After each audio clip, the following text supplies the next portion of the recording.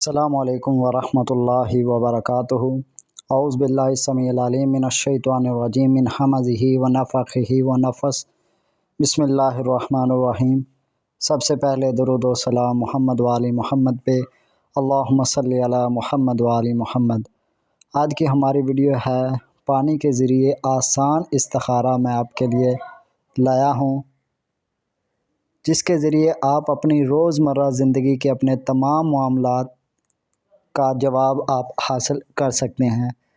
ناظرین، آج کل ہم پریشانیوں کا شکار کیوں ہیں؟ کیونکہ ہم اپنے تمام معاملات میں اللہ تعالیٰ سے مشورہ نہیں کرتے، یعنی بغیر سوچے سمجھے، بغیر دیکھے ہر کام کر لیتے ہیں، تو نتیجہ یہ نکلتا ہے کہ اکثر ہمارے کام ناکام رہ جاتے ہیں۔ جس طرح بچیوں کی شادی کرتے وقت ہم استخارہ نہیں کرواتے، نہ ہی کرتے ہیں، تو نتیجہ یہ ہوتا ہے کہ رشتہ اچھا نہیں ہوتا، بچیوں کو طلاق ہو جاتی ہے۔ کسی کے ساتھ کاروبار کرتے وقت ہم مشورہ نہیں کرتے کسی سے، تو وہ کاروبار میں نقصان ہمیں ہو جاتا ہے۔ کسی کو پیسے دینے ہیں تو ہم اس میں استخارہ نہیں کرتے، تو وہ نتیجتاً وہ ہمیں پیسے واپس ہی نہیں دیتا۔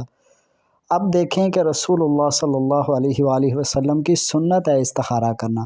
جب ہم نے سنت کو پیچھے چھوڑ دیا تو اس وجہ سے ہم نقصان اٹھانا شروع ہو گئے۔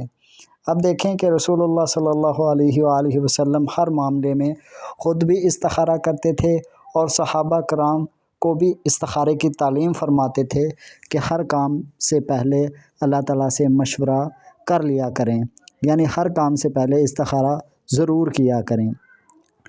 تو چلتے ہیں ہماری آج کی ویڈیو کی جانب۔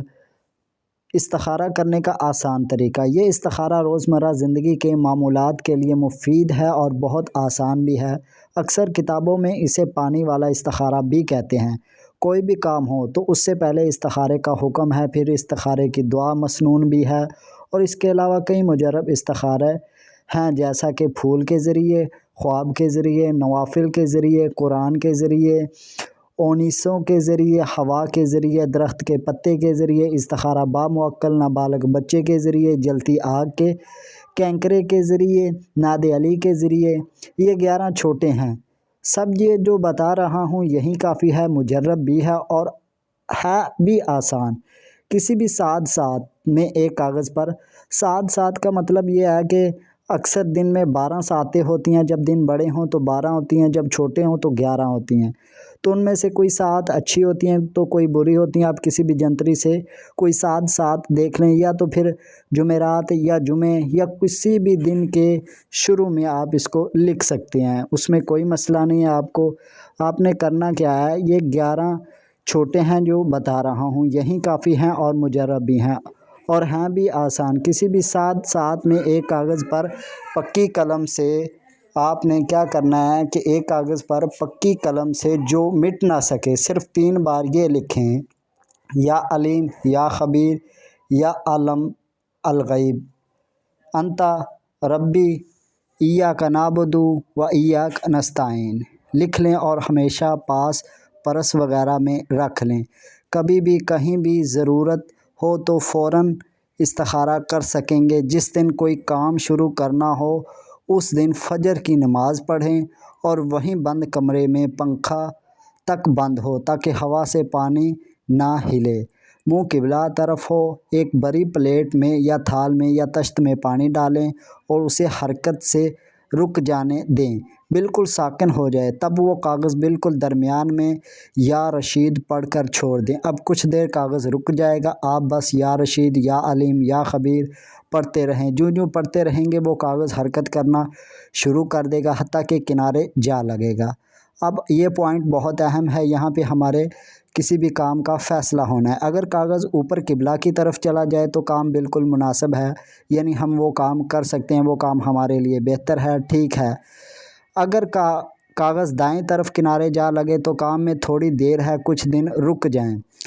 اگر آپ کی طرف آ جائے، کنارے لگ جائے تو سمجھ لیں کام آپ کی مرضی پر ہے، کریں گے تو نقصان نہ نہیں نہ کریں گے تو بھی نقصان نہیں۔ ایسی صورت میں استخارہ 3 دن بعد پھر کرنا چاہیے۔ اگر وقت نہیں تو پھر دوبارہ نہیں کریں گے۔ کام آپ پر منحصر کر دیا گیا ہے۔ کچھ لوگ یہاں مار کھاتے ہیں، وہ 3 بار بھی کرتے ہیں مگر یہ بھی سخت نقصان کا باعث بنتا ہے۔ اور اگر کاغذ بائیں کنارے جا لگے تو سمجھ لیں کام نہ کریں، کام میں نقصان ہے، وقتی فائدہ ہو بھی جائے تو بعد میں مصیبت ہے، نہ کریں۔ یعنی اگر کاغذ قبلہ کی طرف چلا جائے تو وہ کام بالکل مناسب ہے، آپ کر سکتے ہیں، بہتر ہے۔ اور اگر کاغذ دائیں طرف چلا جائے تو بھی کام ٹھیک ہے، تھوڑی دیر ہے، کچھ دن رک جائیں۔ اگر آپ کی طرف آ جائے تو سمجھ لیں کہ کام آپ کی مرضی کے اوپر ہے، کریں گے تو نقصان نہیں، نہ کریں گے تو بھی نقصان نہیں۔ ایسی صورت میں استخارہ 3 دن بعد پھر کرنا چاہیے۔ اگر وقت نہیں تو پھر دوبارہ نہیں کریں گے۔ کام آپ پر منحصر کر دیا گیا ہے۔ کچھ لوگ یہاں مار کھاتے ہیں، وہ 3 بار بھی کرتے ہیں مگر سخت نقصان کا باعث بنتا ہے۔ اور اگر کاغذ بائیں کنارے پر جا لگے تو سمجھ لیں کام نہ کریں، کام میں نقصان ہے، وقتی فائدہ ہو بھی جائے تو بعد میں مصیبت ہے، نہ کریں۔ تو یہ تھی ہماری آج کی ویڈیو استخارے کے متعلق۔ امید ہے آپ کو پسند آئی ہوگی۔ ملتے ہیں کسی اور ویڈیو میں، تب تک کے لیے اللہ حافظ۔